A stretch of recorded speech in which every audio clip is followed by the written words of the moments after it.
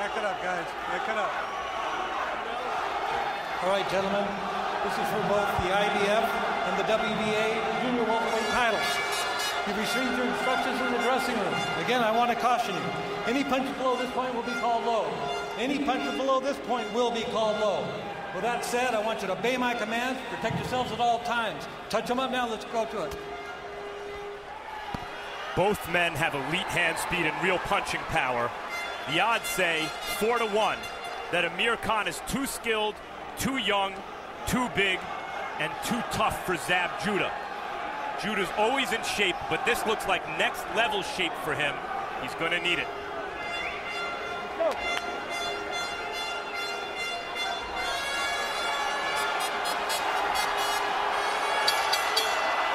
Judah says, with all his experience, he can teach Khan a lesson. Khan says, I spar with Manny Pacquiao.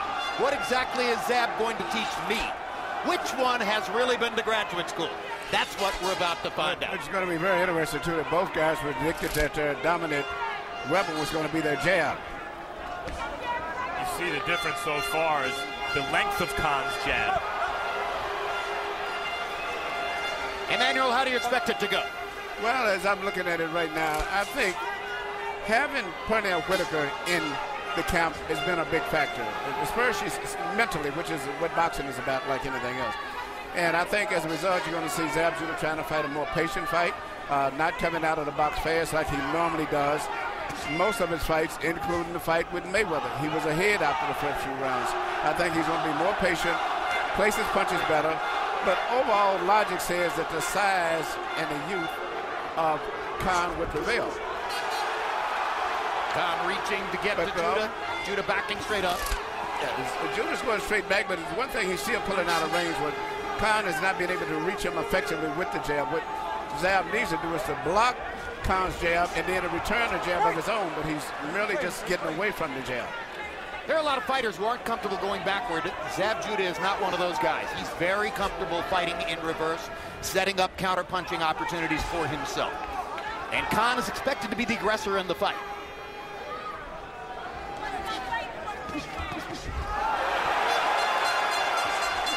Some pretty precise punches in the middle of the ring just then from Khan. I think he's doing well enough with his jab in the first round. Khan is doing very well. He's fighting a perfect fight for him. Zab cannot get his rhythm yet. He's concentrating on defense, but he hasn't been able to mount anything offensively. And Khan's confidence has grown with each punch. Khan saw Kaiser Mabuza hurt Judah with lead right hands, and he expects to try to use that tactical gambit to try to make his point early in the fight. But I like the way that Khan is basically operating from his jab. He's not just running in, pushing punches, which he has did often in the past. Khan using his feet now. Ooh.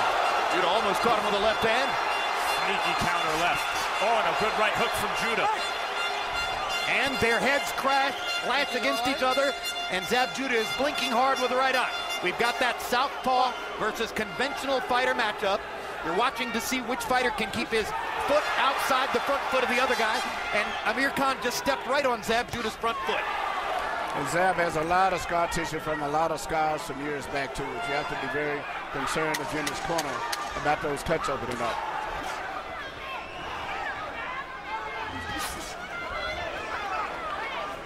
As expected, Khan is more active throwing punches in the first round.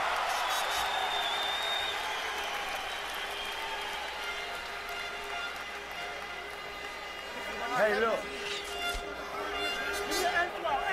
All right, listen. That's the first round. You over it now. All right, now it's time to take the jab and stay down. Keep your chin down. Don't come up. Keep the chin down, but look. Hey, you gotta watch the headbutts, man. They both came in there. Get those legs out for me. All right. Nice job. Keep it in the face. All right. Right hand side. You have a success with that right hand. Very good. All right. Hook the body with the right too. Stay in control for me, okay? All right. Okay. See you. Very good. Here you see the headbutt. You come in with a collision of head, which happens often when you have a southpaw fighter or a typical right-hand fighter. Totally accidental. Very fortunate that neither one of them got a cut. That sneaky right-hand counter hook might have been Juda's best punch in the entire round. But all in all, the reason Pernell Whitaker said, okay, you're over it now, is that Juda only threw 21 punches in the first round. Khan threw 51, and that made it a relatively easy round to score. Juda looks like his vision might be impaired from that headbutt still. It looks like there's some swelling or some marking around that right eye. Khan is a bigger, faster guy, and he's fighting with a lot of energy and confidence.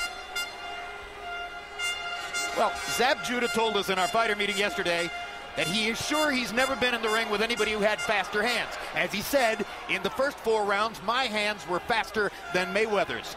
Everybody who's been in the wild card gym and has watched Khan work out says Zab's about to see that for the first time in this fight, because definitely Khan has faster hands. I haven't seen that so far tonight. I'd say their hand speed is comparable. I see the difference so far is that Khan has the longer reach, and he's putting his punches together. He's way more relaxed and aggressive. He's much more aggressive. It's just simply a game of 2 accurate punches. A guy who throws the most punches is probably going to end up taking advantage of it and winning it, and that's what's happening in this case. Although Juda's defense, he's had his moments here, and he's avoiding and blocking a lot of Khan's shots. He's doing a lot of what Pernell told him, which was going down underneath the punches. He's doing that very effectively, but he's got to return something back. But I think that eye is bothering him, and that may be a big factor going down the fight. Good, quick little left hook inside by Khan. A check hook as Juda came by. Juda's always been a pot shotter, meaning he looks for openings and mistakes in his opponent's offense, and he jumps in with one hard shot, hoping to hurt his opponent. Hey, you guys have mentioned the eye. Juda's now bleeding from both the nose and the mouth. We've seen Juda's face a bloody mess in the past. Khan forcing a right hand. Now rips Juda with the left.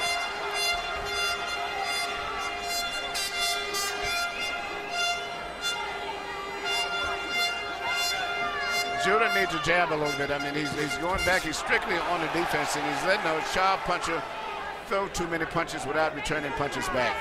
For a guy who was seen in the past as a fast starter, Zab Juda has allowed Amir Khan to dominate the first 2 rounds fairly easily, simply by throwing many more punches. Juda doesn't look comfortable quite yet. Well, hard right hand by Khan. And a couple little body shots that Khan got in. When Emmanuel mentions Amir Khan's momentum in his career, I think you're seeing the manifestation of that here, the level of confidence he has early in this fight. And look at the size advantage. His back is considerably wider. Yes, that's the first thing I noticed right there. And he's using that advantage too, because he's pushing the fight, forcing his weight instead of just dancing around. He's moving forward.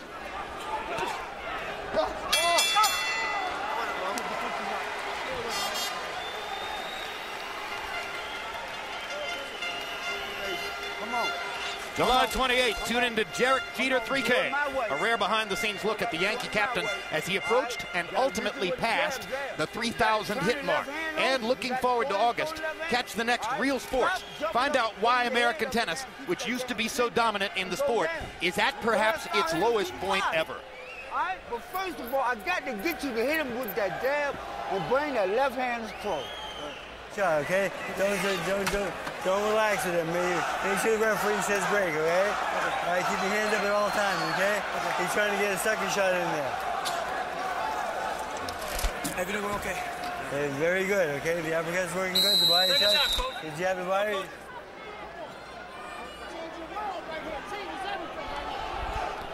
Amir Khan in the first 2 rounds is connected on 24 punches by CompuBox count. Zab Juda has landed 6. So the bottom line is that Amir Khan has gotten out of the gate, and Zab Juda is stuck there, trying to get himself started in the fight.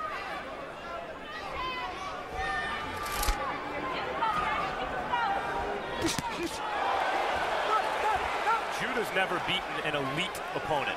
The closest thing he's beaten a lot of good fighters, but every time he stepped up to the top, the real upper echelon, he's lost. Unless you consider Corey Spinks an elite fighter, and I don't think he was quite. This would be a first for Juda if he could pull off the upset. Juda with a wild swing there. Looks as though he wants to try to make his punching power a factor in the fight now. Watch your hands, guys. Watch your hands.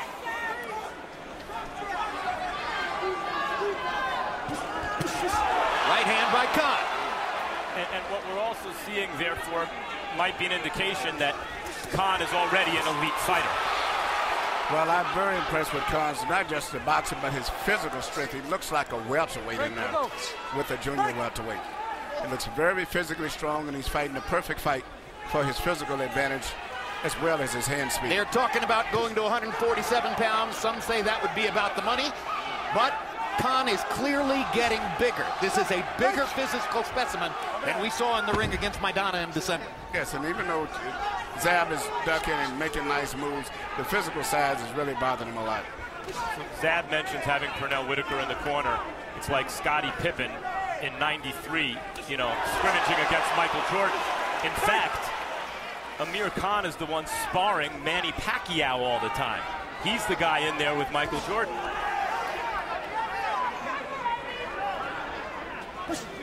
And when you tried to compliment Khan for having done well in sparring sessions with Pacquiao, he's very balanced about that. He always points out, we're sparring, we're wearing 16-ounce gloves. My fight schedule isn't the same as his. It doesn't really mean anything. That's an intelligent point of view for Khan. Yes, and he's going to be very delicate, too, because he's sparring with one of the great legends, and to be bad-mouthing them, saying he's winning, it would not be proper. Zab is not fighting a terrible fight. He's in obviously ridiculous shape, and he has everything to fight for here, and he's being routed so far. It's turning into a bit of a rout. But he almost landed one of those sneaky left hands that he hides and then throws from the left side. The punch that twice caught Miguel Cotto on the chops in the first 3 rounds in Madison Square Garden and almost had Cotto in big trouble before Cotto was able to turn the fight back around. Khan has been close to getting caught by a couple of big Zab Juda counterpunches, but generally has been in control for all 3 rounds. Good right hand by Khan, and he follows up in a hurry.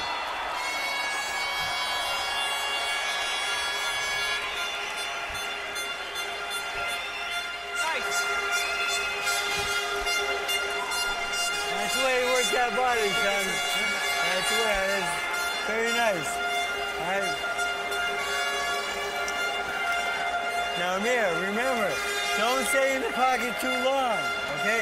You saw him go with that uppercut, right? He's short with it, right? If you're in the pocket, I got to get some rounds. I got to get to the UDJ. I got to put some pressure on this man. All right? I got to put some punches on him. I got to put some punches on him. I got to have him in 3s and 4s. All right? Going off the jab. Give me my shot. That left hand. Bring it up. Throw it somewhere. Hit him to the body.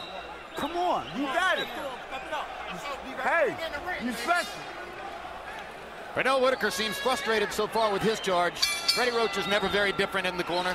Khan has landed 37 punches to only 10 for Juda in the first 3 rounds. Harold, how do you have it so far? Okay, Jim, 3-0, 30-27, Amir Khan. You know, Jim, the key to this fight is Amir Khan gets off first. He gets off first each and every time. He's pushing Zab Juda back. He's landing his straight right hands, and he's keeping Zab on the defensive.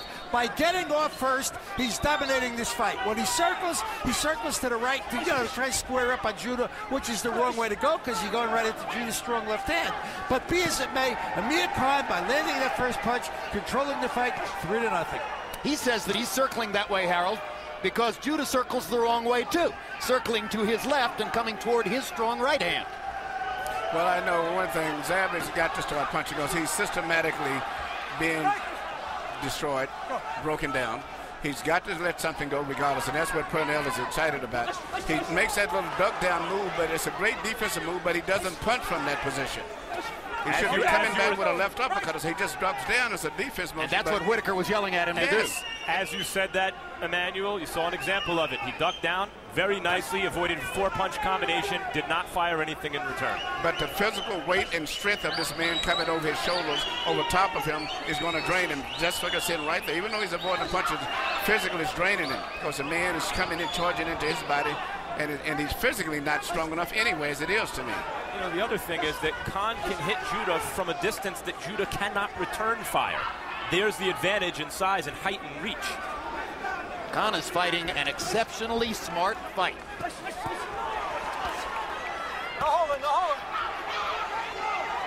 And Harold made the key point. Khan is getting off first, beginning the exchanges. Judah finds himself trying to follow up with a few body punches after Amir has done something upstairs. Right.